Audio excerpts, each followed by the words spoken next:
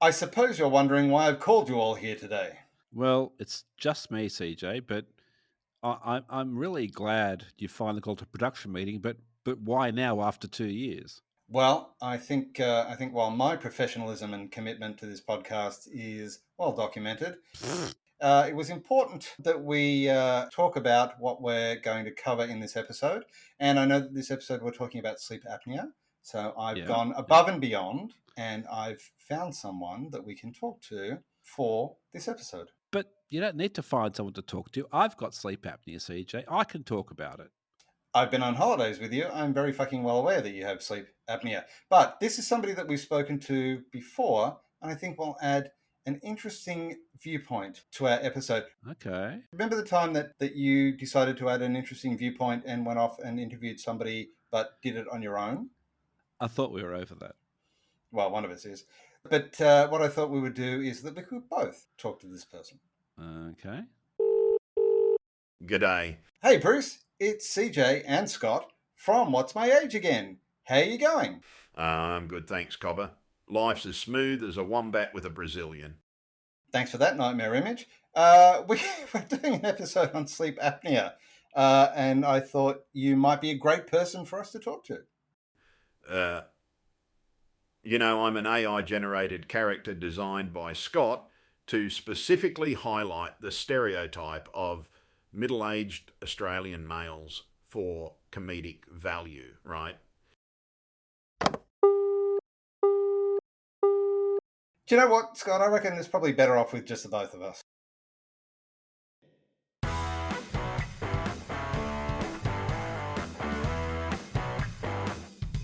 This is me. And this is me. And welcome to What's My Age Again? Again. Yes, and here we are. It's the end of the year nearly. Yes. It's coming up to 2 years since we started. I know, it's crazy. Yeah. It is actually is crazy. I'm not quite sure why we're doing it. It's crazy because we haven't actually started yet, and it's all been a dream. Nurse, I'm ready for my medication. What are we talking about this week, CJ? Well, how's that for a segue? Nurse, I'm ready for my medication. This week we're talking about health-related items. Specifically, I'll be talking about sleep apnea, which I'm eminently qualified to talk about because I've been suffering from sleep apnea for 20 years. I was fucking suffering from your sleep apnea when we were away, I can tell you that. Were you actually? Yes. Did you not notice that suddenly there would be a boot in the side of your bed? No. Oh. I had some issues, okay? Now you've made it sound as though there's something weird going on. All it was I had some issues with my CPAP, with the power source. When it works properly, I don't snore, okay? Yes. Honestly. So I am surprised, and I'm sorry. I thought we talked about this before. Not totally. Although maybe this is a result of my sleep apnea, because that's one of the symptoms is memory loss. Yes, we did talk about this before, and you said you were going to give me $2,000 compensation, which I'm still waiting for. And you'll keep waiting. So we'll be talking about those things, and hopefully it'll be real, useful information and not our usual bullshit. I didn't think we were changing the podcast format now. And speaking about format, Beer. I like beer cause it is good. I drink beer because I should. If there was a song to sing, I sing it and beer you bring. I drink beer when I am sad, cause the beer it makes me glad. Now there's nothing left to say, so let's go drink beer. so what's your beer again, CJ? Well, in keeping with my tradition of choosing beers that relate to our episode's topic, I'm drinking Surrender to the Void. This is from Garage Project. It's a Surrender to the Void Peppermint Chocolate Imperial Stout. Okay. This was actually smuggled back by me from a recent trip to Wellington where I went to Garage Project and had a few beers there and picked up a couple of cans of beer that you can't get back here. Oh, okay. Very good. So I smuggled it back in my, as my ex-wife used to call it, in my underluggage. Your snug underluggage. So can I ask, is Surrender to the Void a Beatles reference? I don't think so. Do you know which song that line's out of? Yeah, I can't get to the chorus. I'm stuck on the verse. Tomorrow never knows. Thank you. Yeah, I can give you the rest of it. No, I don't think it is. It's just because there's a series of Surrender to the Voids. Oh, okay. And there's no Beatles type reference. I've got to read you the can. Surrender to the Void, Peppermint Chocolate Imperial Stout. Surrender to the Void, outrageously decadent pitch black stout brewed using an enormous complex malt bill and mounds of debaucherous adjuncts.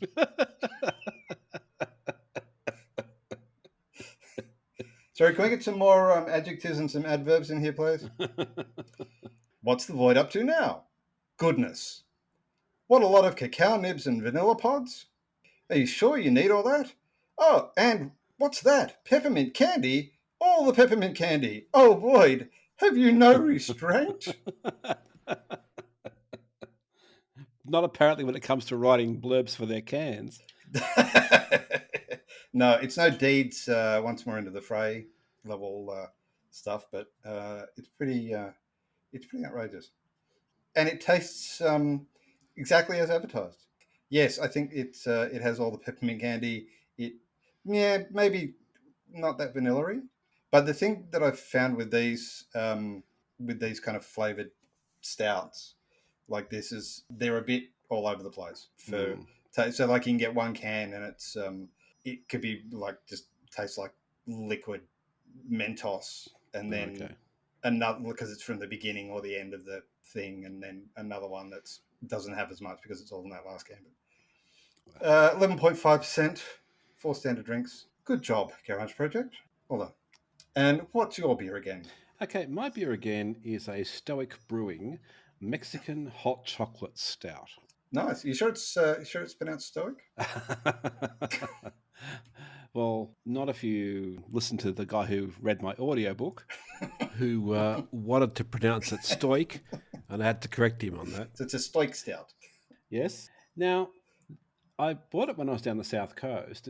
I think Stoic is a South Coast brewing company, but there's no blurb on the can at all. It's got quite a good sort of Aztec kind of design on it because obviously it's sort of that's where chocolate came from initially. I did not know that. Yeah, that's where chocolate came from. Oh, there you go. And they used to have hot chocolate enemas as well as anything else. If you'd read my book, CJ. I don't remember the hot chocolate enemas. I remember the tobacco enemas. Ah, yeah, you're right. Fair enough. And also from the book as well. I don't remember my book, apparently. But they did. Well, the Aztecs did have chocolata or something they called it. It was some of that spelled with an X at the start instead of the CH for whatever reason. This right. Now the jury's out for me on this one. I mean, I quite like some of those stouts you introduced me to down in Melbourne. This it doesn't seem to be particularly chocolatey at all. Not that I expected it to be. And it doesn't even smell. It almost smells a little bit cherry-ish, which is not supposed to. Although you wouldn't know what it's supposed to have, because not only did I draw a blank on the can, I did a little bit of internet research, and even on Untapped, it didn't say much. Most of the online stuff didn't give any information about it whatsoever. Did you think to go to Stoic Brewery? I did. No, okay. They don't give much either. They're very tight-lipped about it. No, well, I found stupid. But yeah, I don't hate it, but it's not like I think I was expecting pure Aztec hot chocolate enema. Well, yeah, it's I mean, apart from anything else, it's been in the fridge, so it's not hot and it doesn't taste like chocolate. It is a stout, though. Well, that's the thing with stouts is that if it's been in the fridge, that'll reduce the taste and flavour of it. So as it warms up, you'll notice it'll probably become more chocolatey. Yes. Now, I have to mention to the listeners that I have a podcast partner on this end. Can I just describe what I'm seeing? Yes, please do. You're holding your glass of Mexican chocolate stout. Yes. While a cat is licking the glass. The bottom of the glass, so not the top. I wouldn't allow that. But yes, I've just got a kitten. And so Maggie the kitten I've already heard her playing with one of her toys, making jingling sounds in the background. So if you hear a jingling sound or meowing or scrunching of paper or anything, she's now looking at me on the screen. because she can see the video of the both of us talking. So she was just looking at the both of us. Now she's trying to get the stout again. So yes, this could come up during the podcast, and I'm sorry, but I might even put a few pictures of her with. In fact, she's licking the can. I've got to get a picture. Don't stop licking the can, for God's sake, Cat. No. Hold on. There it is. Lick it.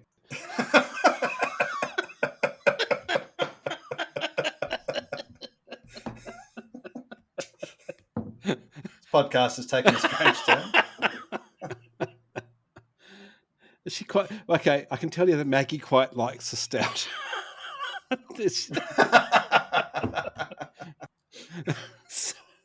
So there you go. So what you're saying is this: your cat's got better tasting beer than you do. Possibly. Well, she's a Russian blue, so she probably likes Russian Imperial stout. There you go. Okay, so let's get on with the podcast. Since the first flickers of ingenuity, humankind has excelled in civilization-defining inventions and innovations. Lightbulb moments in human history takes a playful and perceptive look at how these big ideas have driven humanity's inevitable rise. Enjoy irreverent yet affectionate glimpses into the lives of ancient peoples. Lightbulb moments in human history sheds humorous and thought-provoking light on our common heritage. Available in ebook, paperback, and audiobook, wherever books are sold.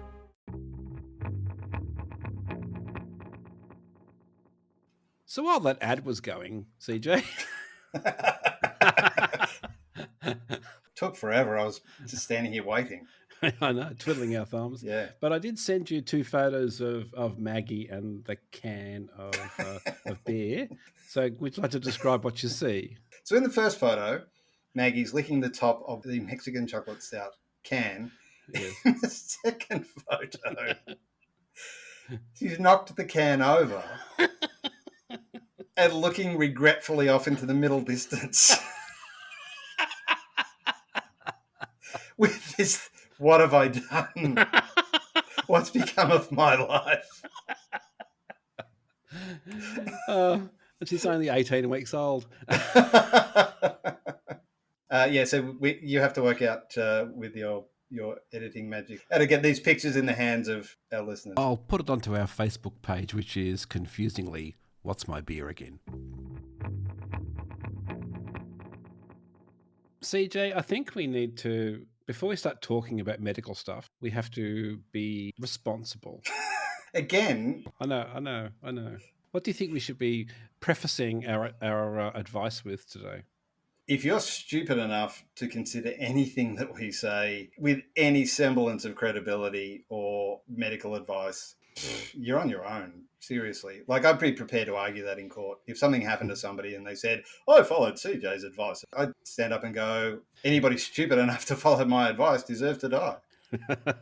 Although, I must admit, I did spend a bit of time looking pretty carefully at this. And while it definitely doesn't rank alongside medical advice, as much as I can tell, this advice is something you should consider, and then see a medical professional. Nobody's listening now because I've just essentially said you're all a bunch of fuckwits. Good work, CJ.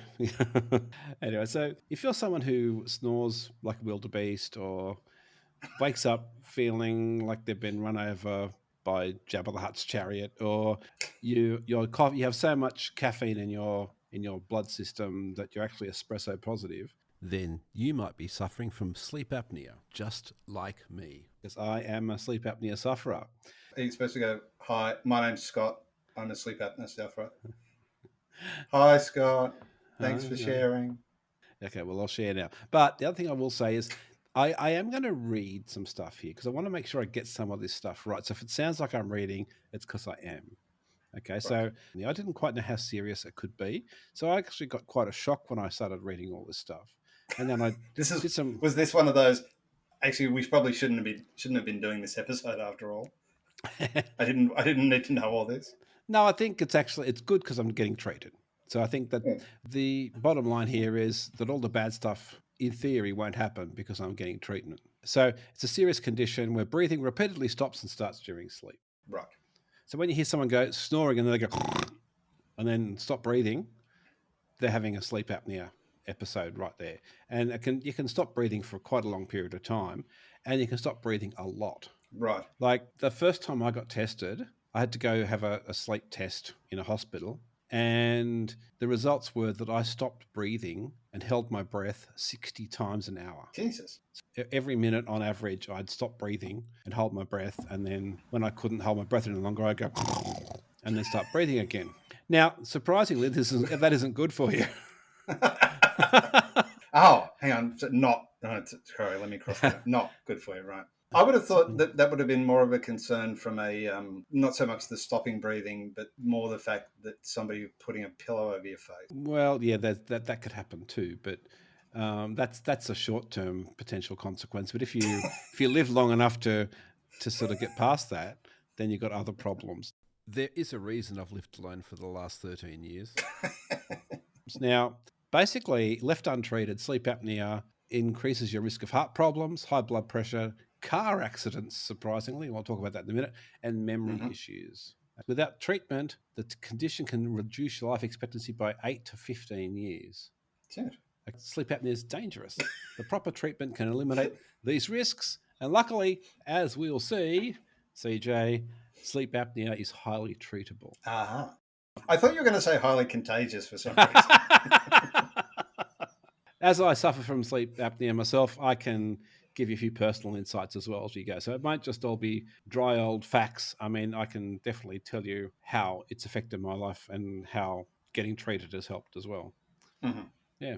So as somebody who was in the same room as you, I've become aware that I get disproportionately annoyed at snoring. I don't know why. Like, it's to the point that I think I probably it's something I need to talk to a therapist about as to why I'm so disproportionately angry. There's something going on there. I don't know what it is. Oh, it's annoying. Well, my very first holiday I went on by myself, I was 18 and I went to Great Keppel Island in the Whitsundays. And I shared a room with this guy because I was young and couldn't afford to stay in a room of my own. So there was a twin share thing with some stranger, and he snored really badly, like the worst snoring I've ever heard. And I actually got up in the middle of the night. He was in a bed across the other side of the room, and I shook him. He wouldn't wake up. So I punched him. And that seemed to work. He stopped. So I don't think it's actually that weird to be if you're having your sleep disrupted by somebody who's snoring their ass off, that's not outrageous, I don't think. So there you have it, listeners. When Scott was 18, he killed a man. Just to watch him die. No, I do think in situations where, like, because I've heard that before, where people will snore and they go, and then they'll stop. Yep. And I'll be holding my breath. So are they. Going, fucking don't start again. They're brilliant. They're dead. I can get some sleep. That's not true, as far as anybody knows. So aside from the people that you're in the room with, who does sleep apnea affect? Okay, well, 26% of adults aged 30 to 70 are affected by sleep apnea. 34% of men over 50. Wow. 17% of women. Wow. And 80% of cases go undiagnosed. Untreated sleep apnea increases mortality rate by 46%. Fuck. What causes it? There's a few different things causes it. With me, a couple of things. Like if you put on weight, particularly around your neck, you snore. But one of my problems, because I snored even when I was super skinny, one of my problems is, and I didn't realize this until just recently, when I was young, like about 12, I got braces. You didn't realize you had braces when you were 12? No, I knew that. But what I didn't realize is they then, because they took out 4 teeth, 2 on the top either side, 2 on the bottom either side. Then they brought my mouth inwards. One in the middle. So they effectively decreased the size of my mouth. And my tongue is too big for my mouth. Is that your RSVP bio? There is lots of ways you can treat sleep apnea. And one of the ways, I don't think it's very prevalent now because it didn't show up when I was researching it recently. It wasn't one of the sort of top 10 ways of curing sleep apnea. But about 25 years ago, I went and saw an ear, nose, throat surgeon. And he said to me, "Oh, look, I've got this great new method. We can shrink your tongue with radiation." He said, "I did it to my wife and it stopped her snoring." And I'm like, She's been dead for 3 years. I'm thinking, do I really want my tongue irradiated? So I declined his offer. But yes, so in my case, it's my tongue is too big for my mouth. Plus, I've put on a bit of weight, and those two things together have affected me. Now, also, there's other things that can cause it. We'll get back into that later on. But yeah, basically, it's mostly weight gain.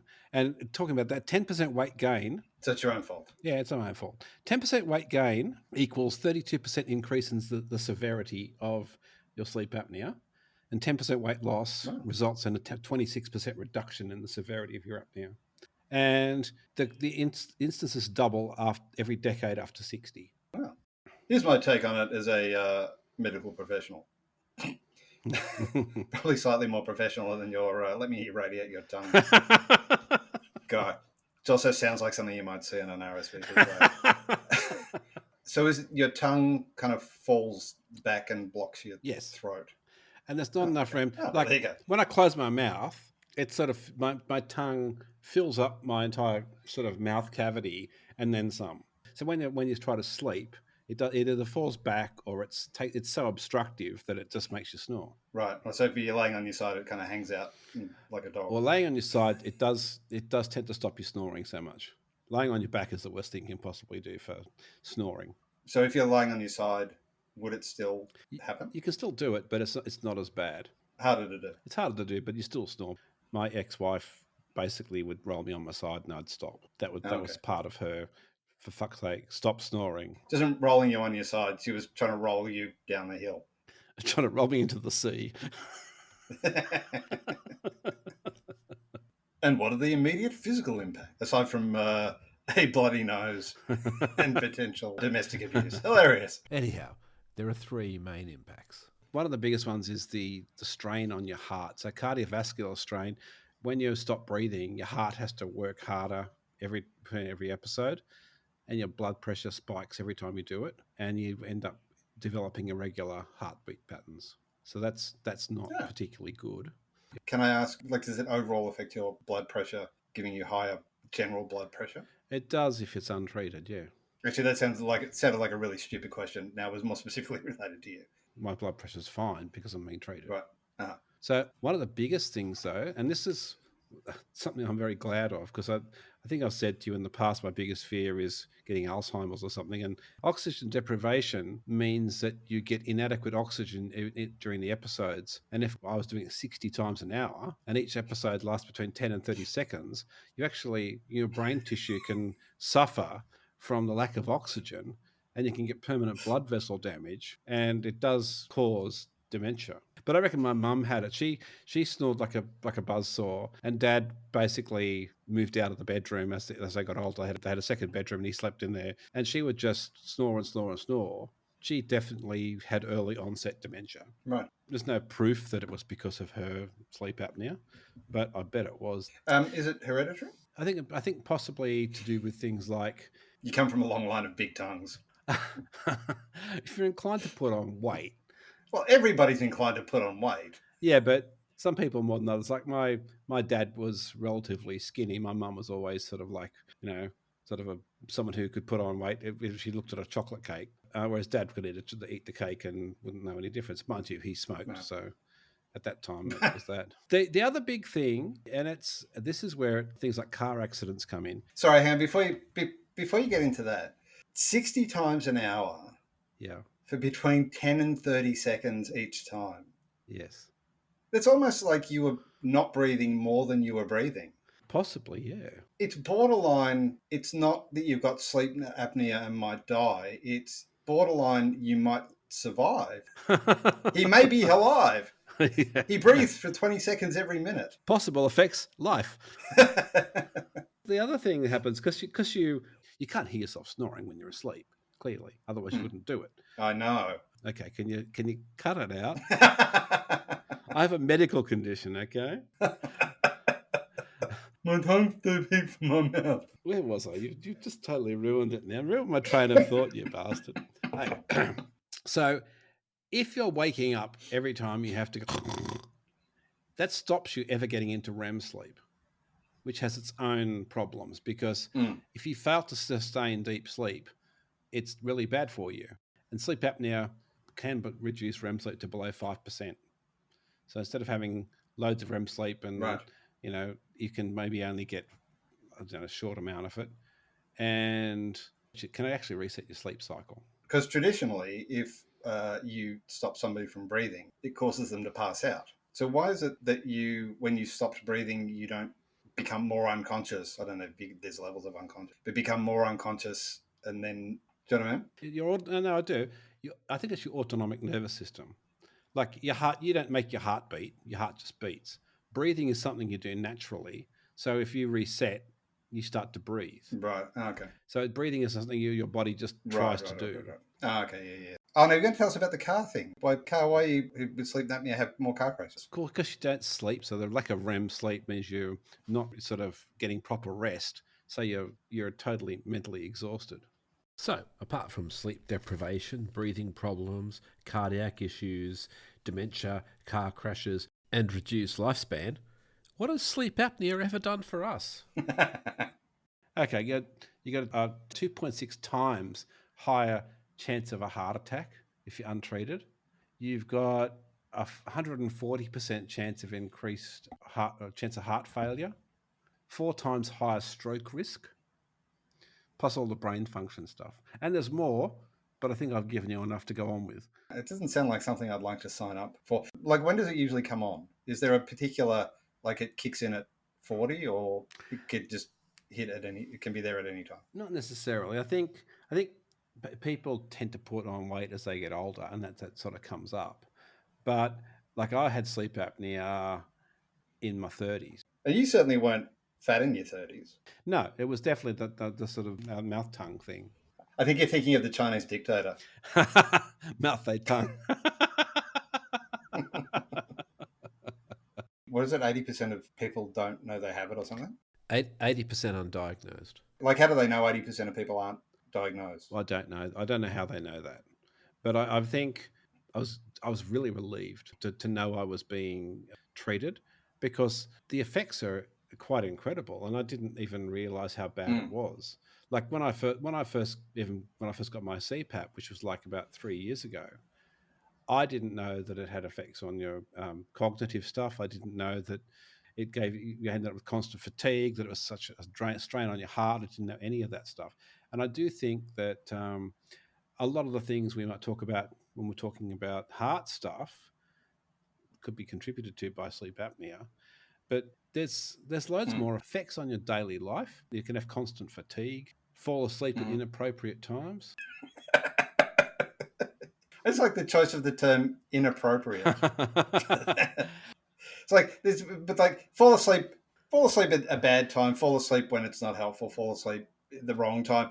It's the choice of fall asleep at inappropriate times. Well, I used to have microsleeps when I was driving. That's a pretty inappropriate time, I think. It can affect your mood. Yeah, true. Okay. Like I don't know. I don't think it's affected my mood particularly. I'm not really super grumpy, I don't think. Although I'm probably grumpier than I think I am. I'm not touching that. That's what she said. One effect that I think, I know it can have, you're 2.5 times more likely to have a car accident. If you're tired, you make poor decisions, you have accidents. People with sleep apnea have a 70% higher accident rate in the workplace. Now, the other thing, and I can also attest to this from a first-hand basis, relationship impacts. Bet. Yeah, well, partner sleep disruption, 70% report there's relationship strain as a result of that. My parents did this. It's called the sleep divorce, where they have separate bedrooms because they obviously can't stand to be in the same room as each other because of the snoring. And surprise, surprise, this can cause intimacy issues. Oh, right. I was just thinking, I used to think I had sleep divorce because I used to dream a lot about getting divorced. And you should always follow your dreams. Follow me for more relationship advice.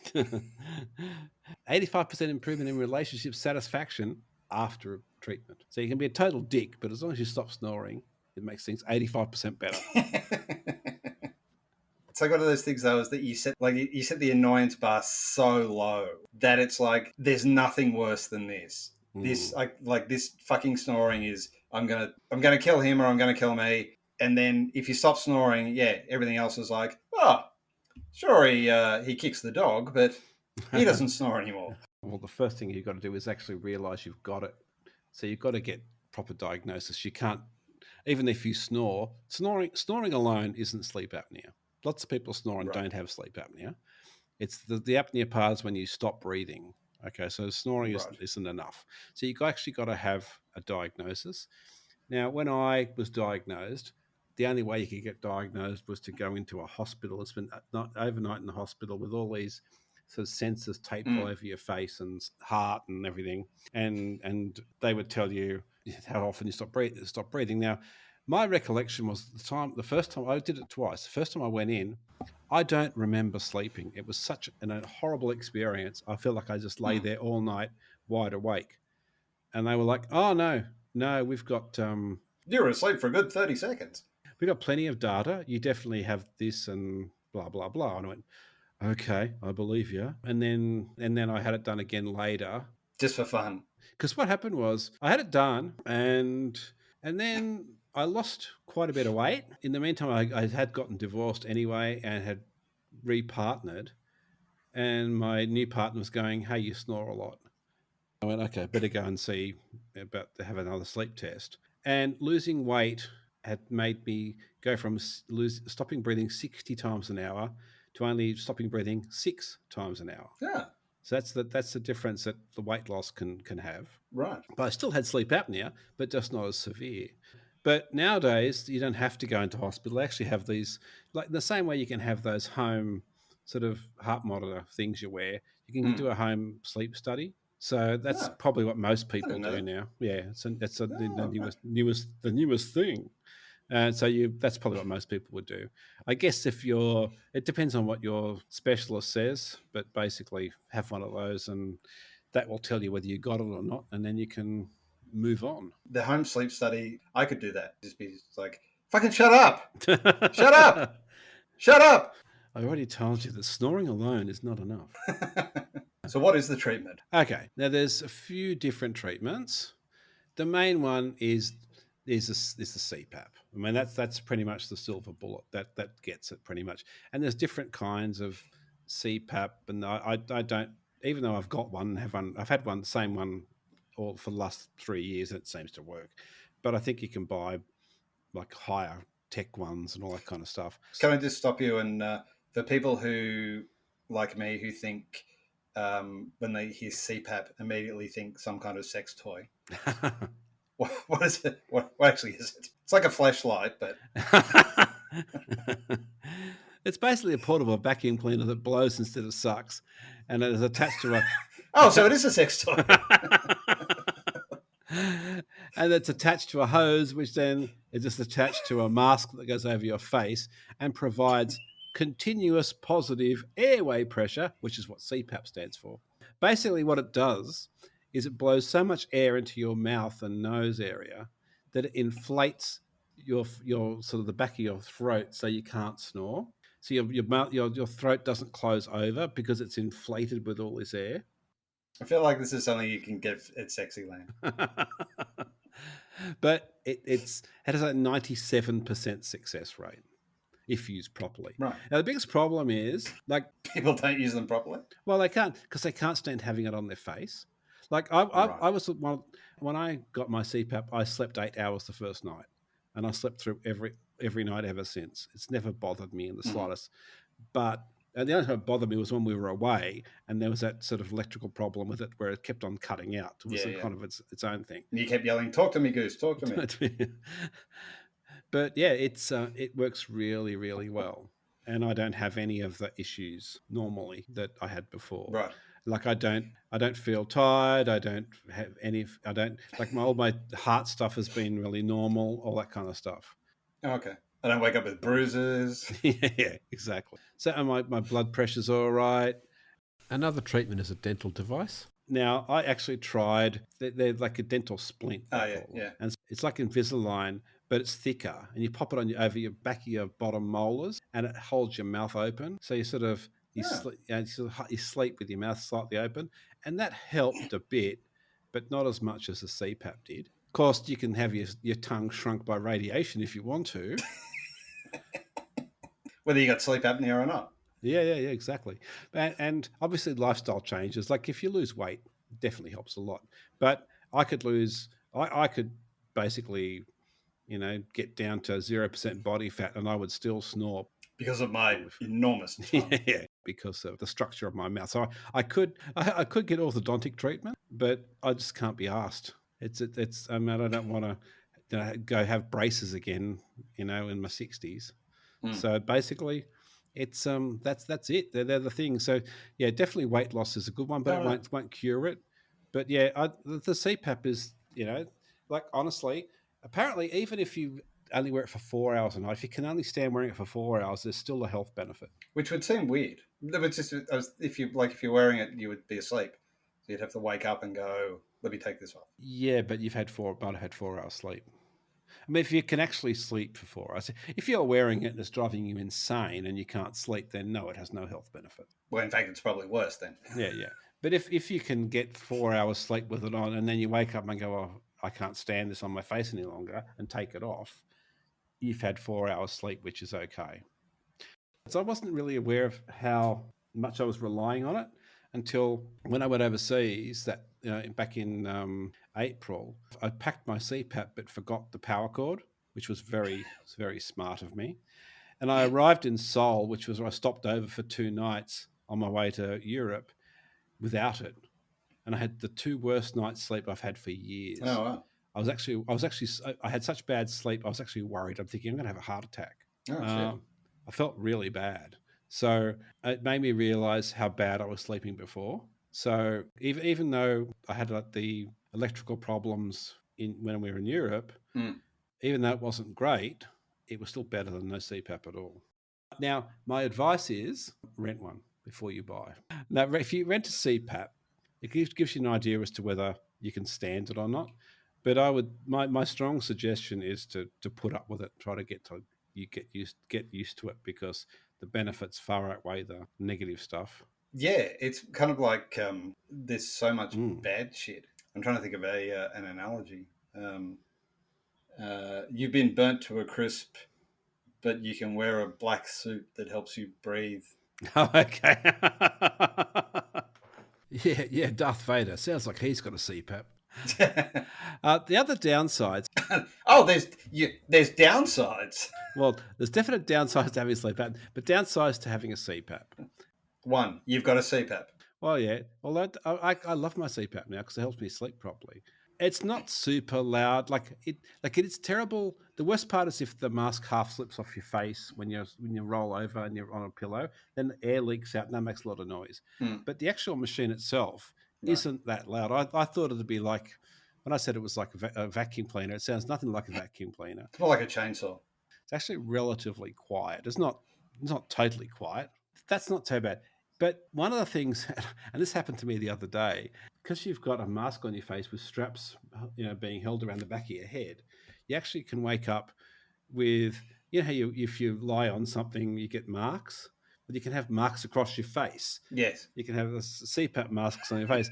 And I normally they go away pretty quickly, but I went to work one morning and someone looked at me and went, "What's wrong with your face?" And you went, "Have you had a ball gags?" The other thing is you can kind of get tangled up on the hose sometimes if you're tossing and turning. I keep dreaming I'm fighting off snakes. It's less likely than you would think, but it is a possibility. Probably the biggest thing is it's really not sexy. No? It's possibly the most unsexy thing ever. Well, it is if you combine it with a Maverick uniform.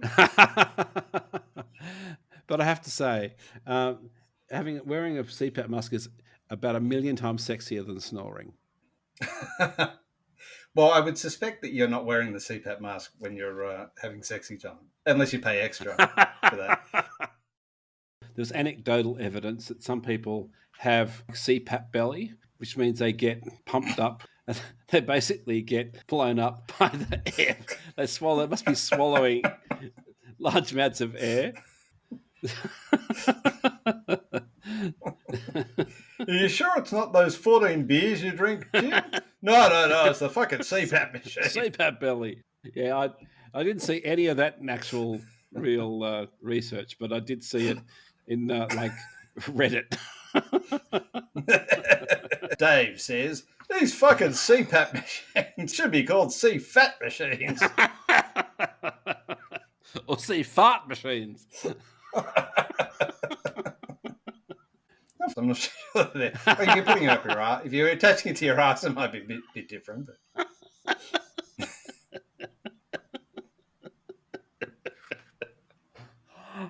You'd be surprised at the amount of pressure that is blown into your face. If you shoved it up your ass, you'd explode.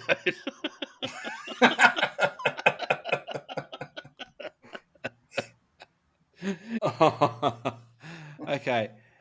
This is in cpaptalk.com.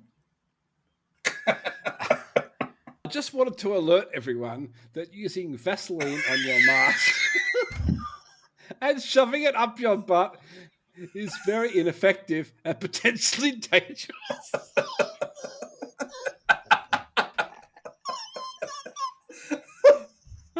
Last night, I tried CPAP on my other face.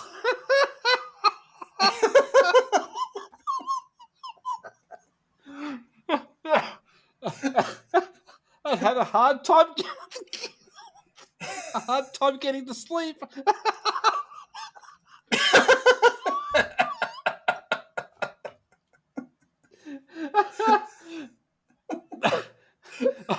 I woke the next day completely exhausted, and I felt drowsiness and irritability all day. Worst of all, I felt bloated and had gas all day long for some reason.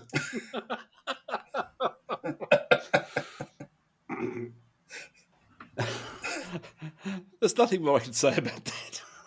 That could be the funniest thing I've ever read.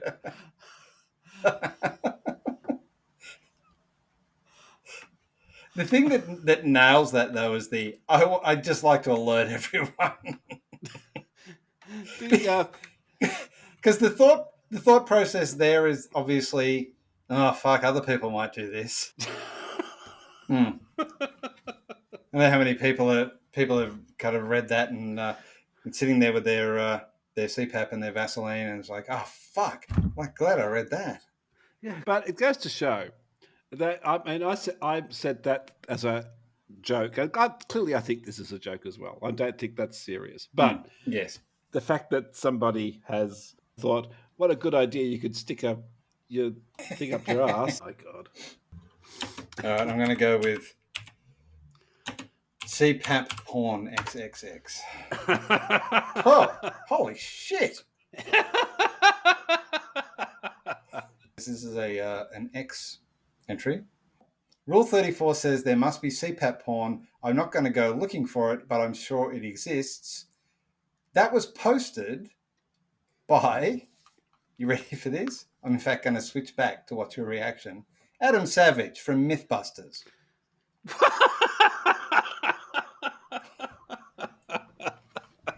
Jesus.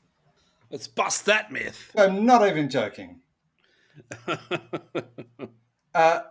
Replied to, spent most of the day brainstorming with my creative team about how to make CPAP machines sexy again, posted by Andy Richter. That was a post I wasn't expecting. So my thing is, and I actually sincerely mean this, guys, or not just guys, anyone, but particularly guys, because you're at higher risk. If you're snoring, get checked, get a sleep test done. Sleep apnea is way worse than I thought it was. Don't just listen to us. Seek real medical help. if you're the partner of somebody who snores, don't take this as an opportunity to go, fuck me, if I just say nothing now, maybe they'll die soon. That would be a kind of murder. Tell them, hey, fuck knuckle, you know how you snore all the time? Maybe you should go and get checked out on that because you might die. Or would you like a sleep divorce? And we'll be back after the break. Hey, remember that time I wrote that book called Colin Calls the Help Desk? How could I forget? You talk about it all the bloody time. Well, guess what? I'm not going to talk about it anymore. Well, not too much. Oh, thank God for that. Because Colin Calls the Help Desk 2 is available. It's not just called Colin Calls the Help Desk 2 because that'd be boring. It was originally Colin Calls the Help Desk Electric Boogaloo. That was taken. Then I went for Colin Calls the Help Desk Cruise Control. I didn't think anybody would be interested in that. It took a weird turn and went to Colin Calls the Help Desk Judgment Day. I'm trying to think of an appropriate Schwarzenegger quote for Colin. I can't think of one. I'll be back. Come with me if you want to give.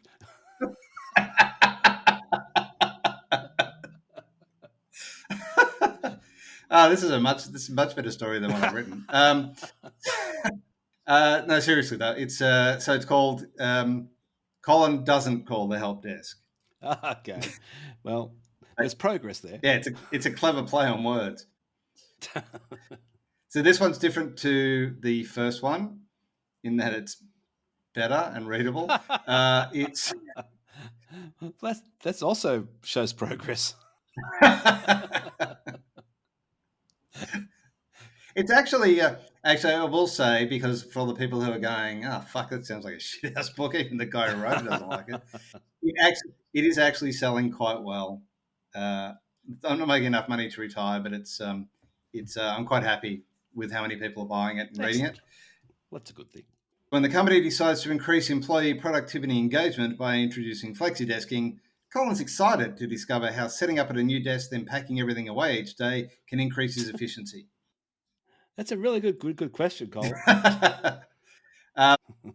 Join Colin the Koala in his second book of hilarious, relatable, and unfortunately realistic business adventures. Nice. Available on Amazon in paperback, Kindleback, soon to be hardback, and the not very well selling Nickelback.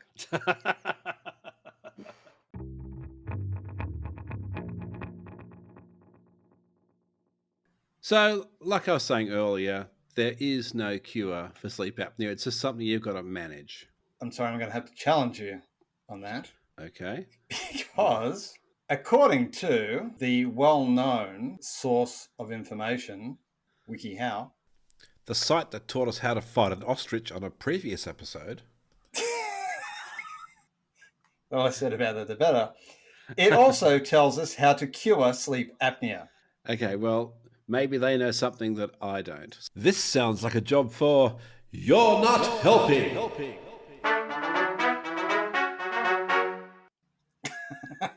Well, I think you're being a bit judgmental there and preemptive. Oh.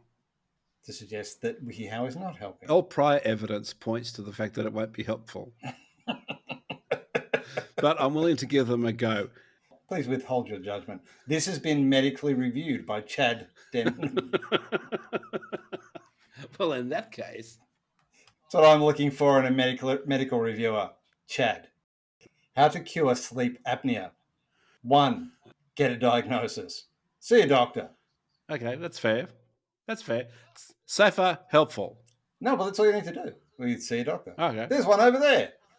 Serious symptoms to watch for include snoring or breathing interruptions while asleep observed by your partner or your imaginary friend. Waking up gasping for air or choking. Yes. We've seen a doctor. Undergo a sleep study. See, it is helping. You can do it in a clinical setting or a home-based portable monitor. Okay, so far, so good. WikiHow, you're helping. There's a very helpful graphic what I assume is supposed to be a doctor because she's got a stethoscope on, but she looks very concerned at the man holding up an iPad that just says sleep apnea types, obstructive central complex. I don't know whether she's saying, you've got all of these. I've got some bad news, Mr. Williams. Determine what type of sleep apnea you have. There are 3 types to choose from. Ask about your treatment options. Now she's happily going, CPAP. Looks like it says crap. Yeah, that's what I thought too. I'm disappointed that nobody's changed that yet. The picture they've got there looks like the guy's wearing it like a fake elephant trunk.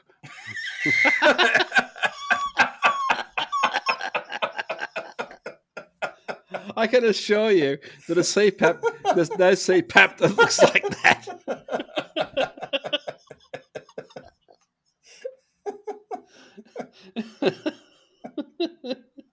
Doctor's going, hey, you want to see my elephant impression?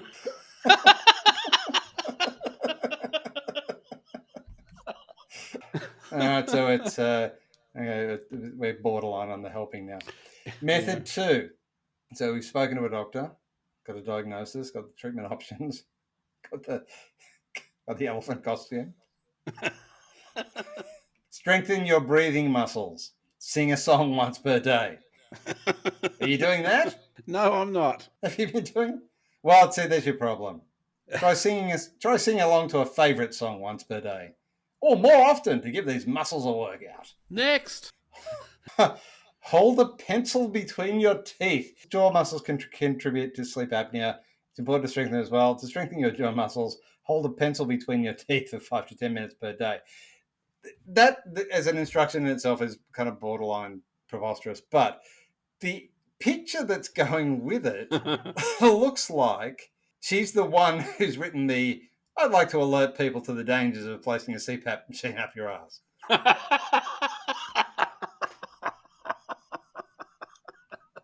Yes, she does look a little bit shocked, doesn't she? 5 or 10 minutes a day.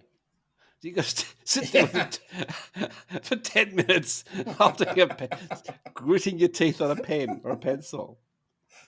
That'd be great to do in the office. Is CJ okay?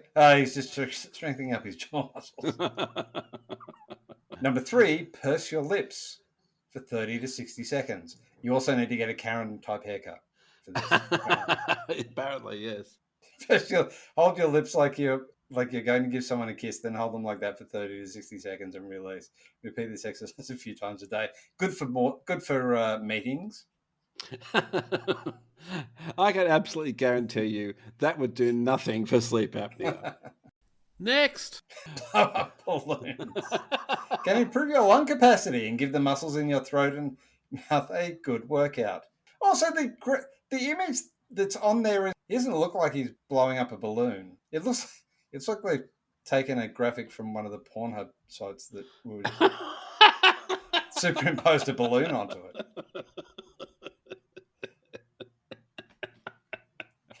Try blowing up a few balloons each day to strengthen your breathing muscles. Hi, WikiHow. I've been trying this for 32 days now, and I've got 400 fucking balloons. What do I do with them? Not my problem. Run, jog, or swim to lessen sleep apnea. That's probably fair. Okay. Even if you don't experience weight loss from exercise, you may still experience some relief. Fucking relief that it's over. The graphics look like they're a 90s Power Rangers thing. And what's going on with that guy's hand? Yeah, I see it too. His hand's on backwards. Now, if you thought curing sleep apnea was going to be hard, tell me that gargling water is not going to help. Those two in the picture look like two people who are conjoined twins at the head.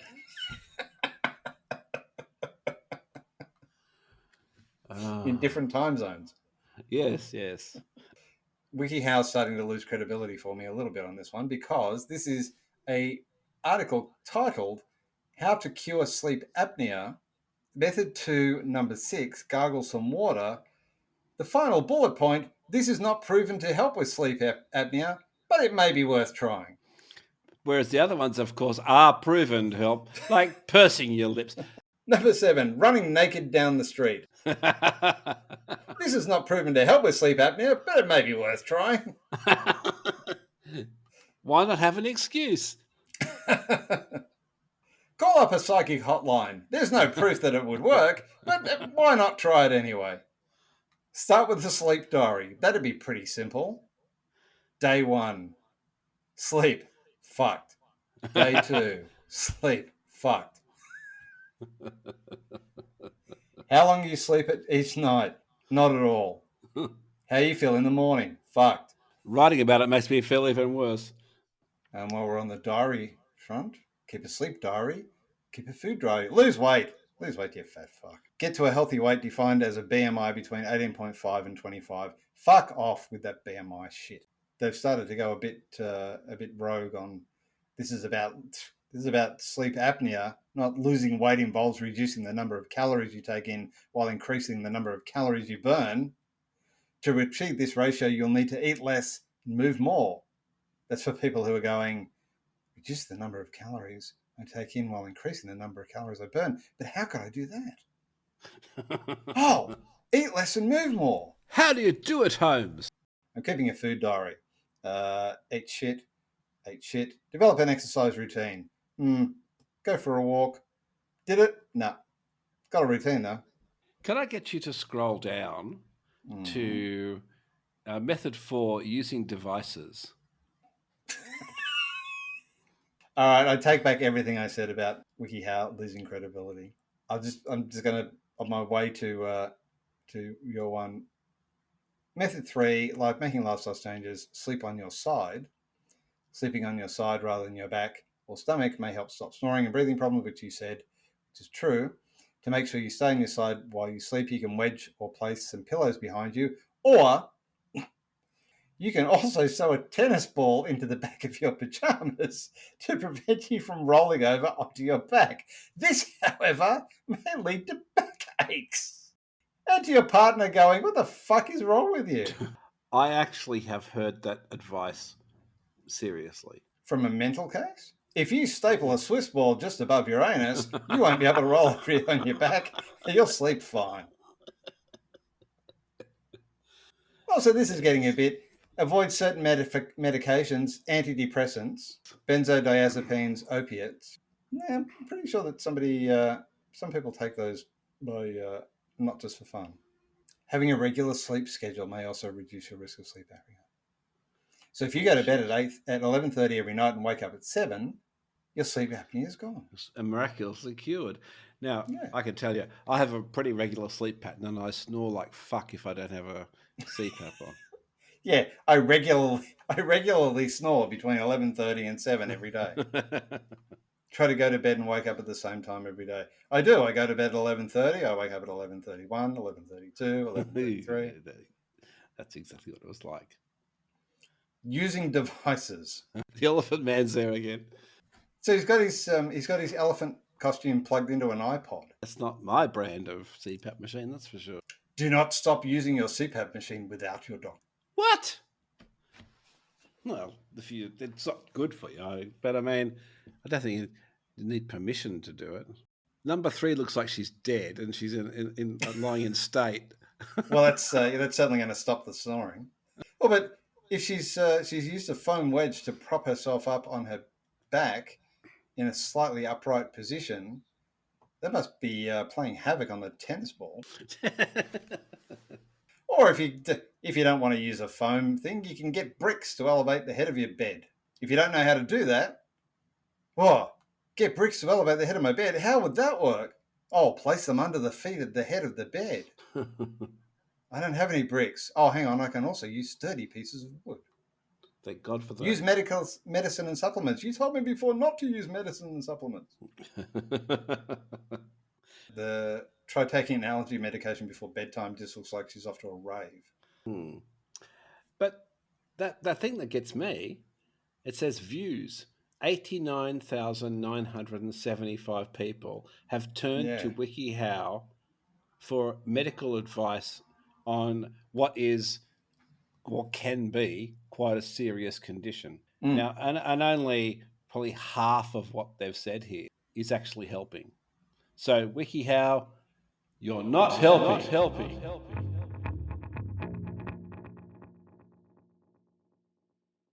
So, CJ, what's your takeaway from this episode?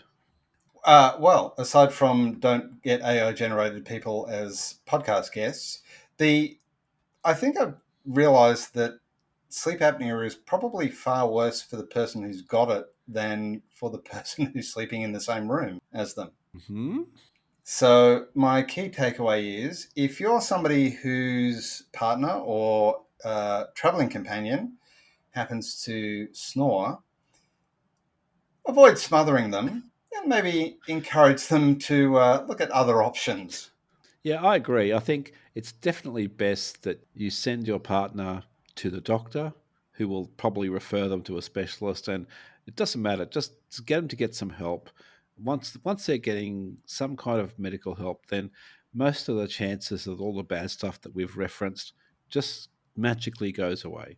Yeah, because it really sounds like shit, and the fact that it reduces people's lifespans so much is actually quite concerning and significant, especially based on the fact of we can't afford to lose any listeners. Absolutely. So if sleep apnea persists, see your doctor. Judge's decision is final. No correspondence will be entered into.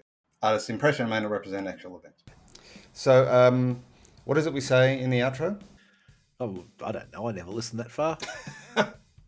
There's something about you should like, rate, review, and follow all episodes so you don't miss out on any of this exciting, brilliant content. Absolutely life-changing content, I agree. Or if you've got an interesting question or story, drop us a line at theoldfolkshome69@gmail.com. And, of course, all our other social accounts are some weird combination of Old Folks Home and 69, so... Hey, it seemed funny at the time, all right? I regret it now. Say goodnight, CJ. Goodbye, CJ. For fuck's sake.